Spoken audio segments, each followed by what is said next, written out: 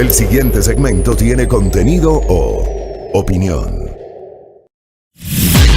La entrevista en A Primera Hora. Analizamos los hechos del momento junto a sus protagonistas. 7 de la mañana con 49 minutos. Continuamos con nuestra agenda de entrevistas del día de hoy. Es momento de hablar, de retomar los temas económicos. ¿Qué pasa con la economía luego de las elecciones del país? ¿Cuáles son las expectativas que le espera al nuevo gobierno? Y también cómo se han movido los mercados internacionales luego de esta primera vuelta electoral. Estamos para analizar este tema con Osvaldo Landázuri, analista económico. Bienvenido, buenos días. Buenos días, estimada Sirlat, ¿cómo está? Buenos días, muchas gracias por su tiempo. Bueno, inicio preguntándole cómo se ha movido el tema, primero, en los mercados externos y la economía local también. ¿Cuáles son los efectos inmediatos del proceso electoral? ¿Cómo se ha visto todo el tema? A ver, yo creo que hay que primero hacer un análisis previo para entender qué es lo que probablemente sea el mercado en cuanto a lo que ha pasado en el país. Entendamos que estas elecciones demuestran claramente que lo que Moreno planteó como un manejo económico fue interpretado por la población en buena medida como un manejo de derecha. En esa línea me parece que es uno de los ingredientes para que una derecha, insisto, perdón la redundancia, que está ya desgastada, que está consumida y que tiene un mismo actor desde hace 12 años, probablemente no haya logrado captar el interés del electorado más tradicional del país. Y ahora, en cuanto al nuevo electorado, pues este mismo candidato, que insisto, está desgastado, que tiene un estigma muy fuerte por el hecho de ser banquero, nunca captó el interés de este electorado joven. En esa línea, entonces, vemos con incertidumbre, sobre todo, mire, Sirlat, que yo he sido más bien de los más objetivos, de los más centrados en el análisis económico. A mí lo que me preocupa es más los acuerdos, la gobernabilidad que el país pueda tener en términos de alianzas, en términos de futuro, en términos de una planificación estratégica para ver hacia dónde vamos, y que creo que ha sido el gran déficit del país desde hace varios años ya, incluso con la propia izquierda en el poder. Veíamos siempre un asunto de indefiniciones de largo plazo, y eso es lo que al mercado también le debe pasar factura, en el sentido de que como inversionista no es sencillo planificar un negocio, planificar una inversión, si usted no tiene certeza de cuáles van a ser las decisiones económicas de largo plazo. Con este punto y el contexto que nos acaba de dar, podemos ver también que el riesgo país aumentó en 99 puntos después de las elecciones. ¿Cómo se lee también esto? La inestabilidad tal vez es un aumento considerable o realmente bajo. ¿Cómo se ve este indicador? Mire, el riesgo país lamentablemente es lo que tenemos para medir la percepción, y disculpen otra vez la redundancia, de riesgo que ven los mercados respecto a una nación. Es decir, lo que el riesgo país identifica es la capacidad y la voluntad de pago de una nación respecto a sus creencias, a sus deudas. Eso simplemente es el riesgo país. Yo recuerdo que el expresidente Correa decía en muchas ocasiones que el riesgo país no era relevante, pero lamentablemente sí es relevante. Y digo lamentablemente porque es un indicador que nos viene desde afuera, nos vienen de organismos privados internacionales que verifican y que identifican con diversas características cuál es la disposición de un país a pagar su deuda. Entonces, el momento en que los candidatos dicen que la deuda es ilegítima, que la deuda debe revisarse, entonces enseguida los prestamistas perciben riesgo. Y eso es lo que este indicador de riesgo país está identificando en términos de haber aumentado. Es decir, si usted aumenta, significa entonces que percibe un riesgo más alto de que no se paguen las acreencias. El riesgo país también, nos guste o no, es un indicador de qué es lo que pasa con las tasas de interés, Sirlat. Es decir, mientras más alto es el riesgo país, todas las tasas de un país se elevan, es decir, las tasas de interés, las tasas de descuento con las que se evalúan los proyectos también se hacen más grandes, y entonces menos proyectos son atractivos para una nación, y por lo tanto los inversionistas lo que hacen es buscar mercados que sean más seguros y que balanceen mejor esta postura de riesgo y retorno que busca cualquier inversionista. Por eso, insisto, creo que ahora el reto es entender cómo el país muestra una posición de izquierda racional, una posición de izquierda sensata, que le dé tranquilidad a ambos lados. Yo creo que eso se puede lograr tranquilamente, tal como lo hizo Bolivia en su momento con Evo Morales a la cabeza y el que ahora es presidente como encargado de la economía. Me parece que fue un manejo sensato y eso es lo que debería pasar ahora en el país. Ahora, en este contexto y hablando precisamente de lo que usted mencionaba, el tema de los inversionistas, ¿se frenan las inversiones o se pausan hasta que se aclare el panorama de quién estará al frente, liderando el país en el próximo gobierno? Mire, Sirlat, esa es una muy buena pregunta porque en realidad usted tiene dos tipos de inversiones, aquellas que van hacia las ventajas comparativas del país, por ejemplo, minería, petróleo, no sé si es que, por ejemplo, alguna infraestructura que sea específica del Ecuador, algún puerto, etcétera. Eso es lo que en administración le llamamos las ventajas comparativas, es decir, aquello en lo que usted es fuerte por naturaleza, nació siendo fuerte y en esa línea es una ventaja comparativa que usted no la va a perder. Lo que tiende a pasar es que las ventajas competitivas, aquellas que un país desarrolla en base a su competencia, a su gente, a su educación, son las que más sufren, las que más se frenan, porque ahí usted no es único, es decir, usted va a tener alternativas de recibir inversión, por ejemplo, en tecnología o inversión en infraestructura de gasolineras, etcétera, y eso, si es que no se hace en Ecuador, se hará en Perú, se hará en Colombia, se hará en Chile. Entonces, esa es la parte de las inversiones que más frenadas se ven.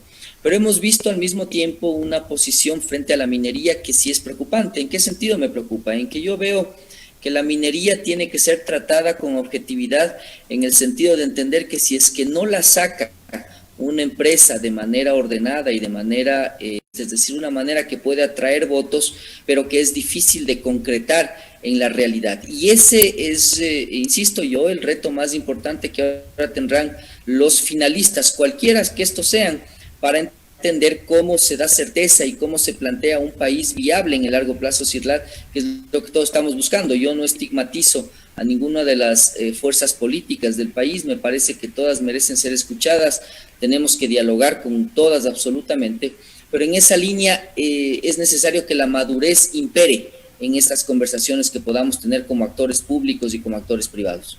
Ahora, que esté en la segunda vuelta el correísmo, que es lo único que está claro. Sabemos que Andrés Arauz está en la segunda vuelta para llegar a la presidencia. Todavía no se sabe con quién mismo irá, con Yacu Pérez o Guillermo Lasso.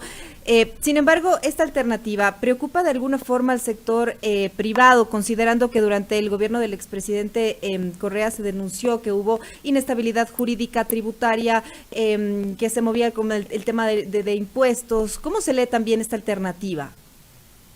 Miren, Sirlat, yo creo que en términos generales hay que ser muy objetivos en el análisis para tratar de no caer en pasiones políticas. Es decir, yo creo que el expresidente Correa tuvo un primer periodo interesante en el que se desnudaron muchas falencias del sistema ecuatoriano, tanto en la atención de lo social como en los abusos de muchos actores privados relacionados con el poder que habían tenido hasta ese momento.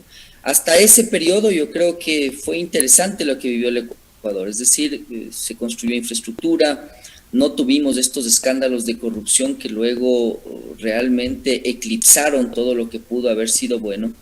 Y por otro lado, la convivencia era racional.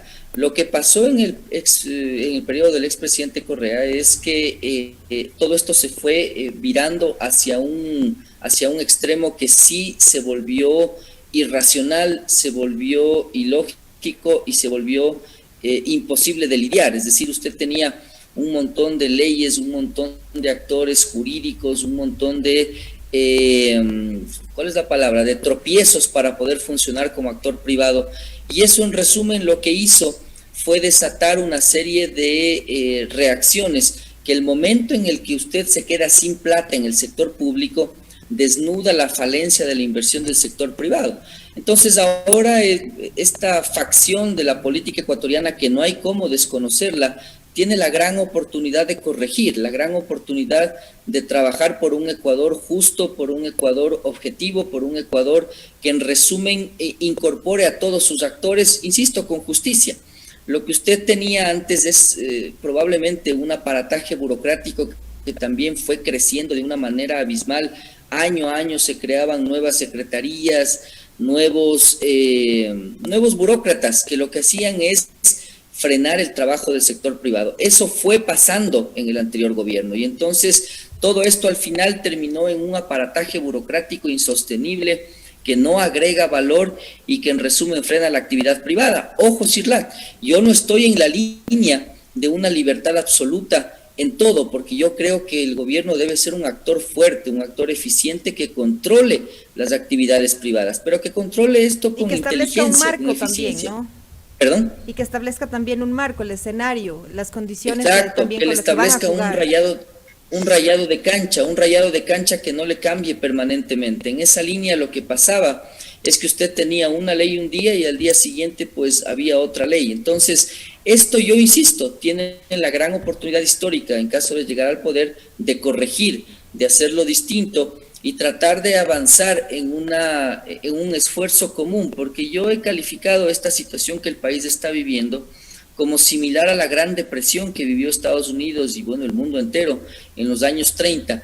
Si usted se fija y estudia, Sirlat, del tema, que pues es parte del análisis de cualquier escuela de economía o de negocios, se da de cuenta que el esfuerzo para salir de ese gran problema que es comparable con el nuestro, yo realmente veo que es una tragedia económica la que está viviendo el país.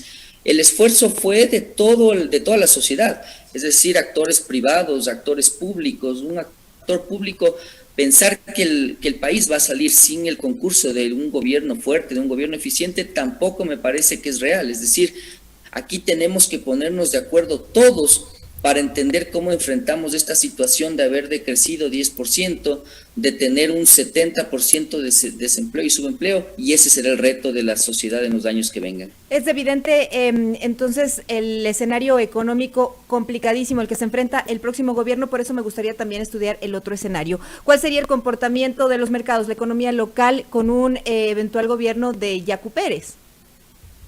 Yo creo que depende mucho, es decir, depende mucho de cómo Yacu Pérez o cómo Andrés Arauz o cómo el propio Guillermo Lasso identifiquen las realidades del país. Fíjese usted que yo he sido bastante objetivo en decir, por ejemplo, que pensar en el caso de la derecha, que las cámaras de comercio y que el Twitter representan a lo que es la sociedad ecuatoriana es un error, y siempre fue un error, y así lo dije. Lo dije en medios de televisión, en medios que son más bien más de la tendencia de derecha, y lo he repetido de manera objetiva. Es decir, insistir en que los agroexportadores pongan una agenda de libre comercio a mansalva, insistir en que los actores internos y que el Twitter pongan una agenda legislativa, eso fue un error, Sirlat. Eso pasó con el lado de la derecha. Ahora, si es que la izquierda plantea una visión objetiva, insisto yo, una visión racional, un manejo sensato de la economía, un manejo que priorice aquel acuerdo en el que todos los ecuatorianos coincidimos, que es la dolarización, que la cuide, que maneje adecuadamente la economía, que sea transparente, que no exista corrupción, pues los actores privados somos objetivos. Estaremos ahí para invertir, estaremos ahí para generar empleo, siempre y cuando las condiciones, ya sea en Ecuador o en Colombia o en China o en donde sea, sean condiciones favorables. Es por eso, creo yo, que la objetividad debe ser lo que prime en el análisis de la sociedad, en el análisis de los actores públicos, y pues esa objetividad, insisto yo, dependerá mucho entonces, Sirlat, de las decisiones del equipo económico. Y fíjese usted, estimada Sirlat, que en la primera etapa de esta campaña hemos vivido videos de saxofones, hemos vivido patinetas, hemos vivido unas propuestas muy insípidas. Ahora los candidatos tienen la obligación de decirnos qué es lo que va a pasar con el tema fiscal, qué es lo que va a pasar con la seguridad social, qué es lo que va a pasar con el empleo y qué es lo que va a pasar con las famosas tasas de interés. tasas de interés de 2 dígitos no le pueden acompañar a un crecimiento sostenido de la economía. Esos 4 temas debemos abarcarlos como sociedad. Ahora quisiera preguntarle, el Fondo Monetario Internacional anunció que está abierto a renegociar la deuda. ¿Cuál debería ser la línea a seguir de una posible negociación de cualquiera de los 3 posibles candidatos que estén y que lleguen a Carondelet? Yo creo que la línea tiene que ser objetiva, pensando en que usted pidió plata, se endeudó, que esa deuda no puede caracterizarse como legítima o ilegítima. Es una deuda que fundamentalmente le ayudó al país en un momento del tiempo, y que tiene que ser tratada de manera, insisto, objetiva a la hora de entender los flujos de caja. Es decir, yo considero que dialogar, el diálogo es lo fundamental, y por lo tanto yo lo que haría es presentarle al Fondo Monetario las estimaciones que yo tengo respecto a mis flujos de caja y qué es lo que necesito yo de mis prestamistas. Es lo que yo haría, es decir, mire, yo voy a pagar la deuda de esta manera, puedo hacerlo en estas condiciones, lo voy a hacer en este tiempo, y entonces lo primario, lo primordial es entender que no exista un brote social tan complicado de gente que está muerta de hambre y que usted esté pagando deuda. Como yo lo denuncié el año anterior, cuando el gobierno, por ejemplo, prepagó deuda. Yo siempre vi que eso fue un error, fui de los pocos que denunció ese tema, y así debería ser en términos generales, es decir, tener objetividad, racionalidad en el manejo de deuda, pero por supuesto con seriedad, demostrando que somos un país soberano, pero un país serio, un país que si se endeuda, paga sus acreencias, considerando las necesidades de sus ciudadanos. Yo creo que esa debe ser la aproximación. Y cierro ya con esta pregunta. Quisiera saber cuáles deberían ser las acciones del próximo gobierno para reactivar la economía. Tenemos graves problemas en el tema de ingresos de desempleo en el país. ¿Cómo debería actuar el próximo mandatario bajo su lectura? Yo creo que son 4 grandes temas, Irlar, que yo los mencioné de manera muy rápida. El primero es el fiscal, es decir, un gobierno que está descalabrado fiscalmente y dolarizado al mismo tiempo, no tiene viabilidad. Cuando usted no tiene viabilidad del principal actor económico de la nación, lo que hace es generar incertidumbre. O sea, nos guste o no, esa es la realidad. Es decir, estando dolarizados, usted tiene que controlar su déficit, y esa es una primera gran pregunta a los candidatos. ¿Cómo van a controlar el déficit sosteniendo la dolarización? El segundo tema es la seguridad social.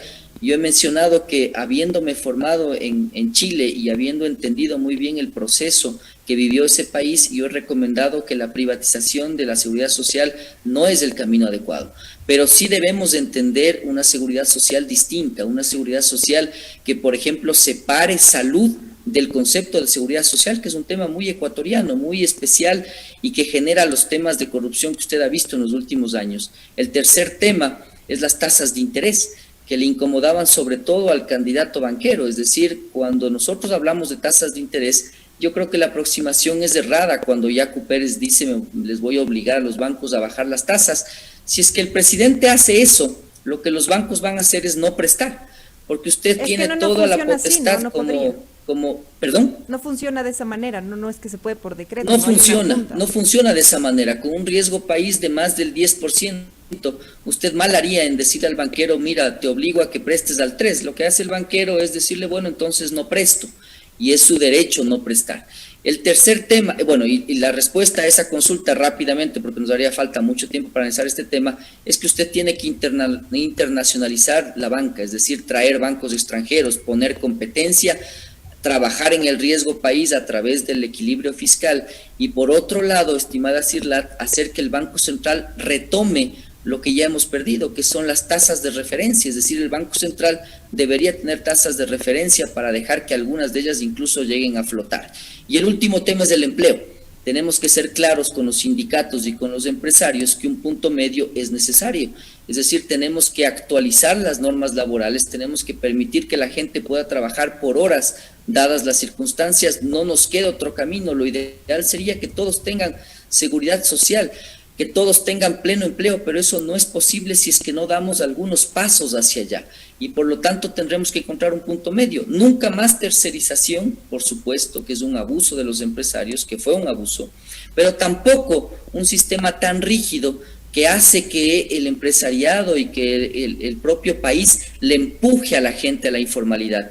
Que usted hace que cuando un emprendimiento empieza, como no le puede pagar tantas cargas, como no le puede pagar tantos costos, lo que dice el emprendedor es, mira, te voy a pagar $200, pero no te puedo afiliar. Dejemos que ese emprendedor pague la mitad del trabajo y que cancele lo proporcional, es un ejemplo nada más. Esos 4 temas son los que los candidatos deben emprender el primer día de trabajo. Muchas gracias por su tiempo y por este diálogo. A ustedes, muchas gracias, un saludo. 8:09 estábamos hablando con Osvaldo Landázuri, analista económico. ¿Qué va a pasar con la economía luego de las próximas elecciones y cuáles son las expectativas para el próximo gobierno?